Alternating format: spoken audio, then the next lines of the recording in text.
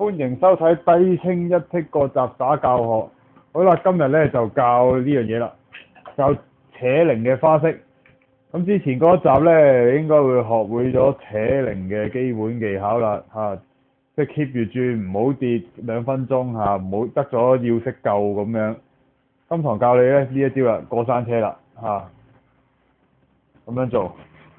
咁究竟有啲咩要注意咧？過山車呢一招，首先就顧名思義啦，好似過山車咁樣，你就借力咁衝佢上去，然後搭落條繩度，跟住出翻嚟咁樣，左同右都得嘅通常我就建議大家練開你右轉嘅個轉速係右轉嘅話咧，就練右手做咗先啦就係咁啦。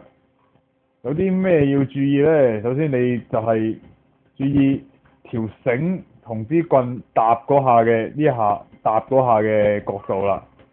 記得繩同棍搭埋係要成直角嘅喎，即係咁樣。繩同棍搭埋，記得成直角，千祈唔好傾斜咗。如果你傾斜咗嘅話咧，佢嘅扯鈴咧就會向前飛或者向入面飛嘅，就會做唔到中繩嗰下噶啦。即係咁樣向前面飛跌咗落嚟啊咁樣。當然啦，你向前面飛跌咗落嚟嘅話咧，係可以搓翻出嚟救嘅。但係記得出嚟救嗰下咧，千祈唔好中繩啦嗰下。如果中繩咧係冇得救嘅，出翻嚟。再另外要留意咧，扯鈴出嚟嗰陣時咧，唔好咁大力，輕輕就得㗎啦。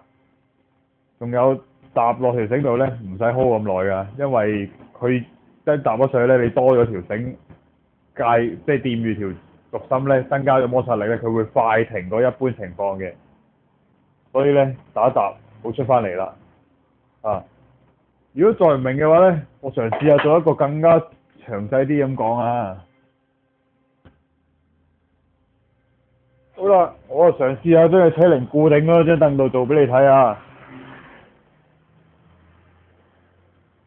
咁樣，當佢搭嗰陣時咧，記得一揈上去嗰下，呢度要成直角，唔好傾前，唔好傾後。跟住個扯鈴咧，如果順利嘅話咧，會搭落條繩度噶啦。當然啦，搭嘅期間咧，你都可以用左手推前推後去就嘅，但係呢個只係一個微調嘅動作啊。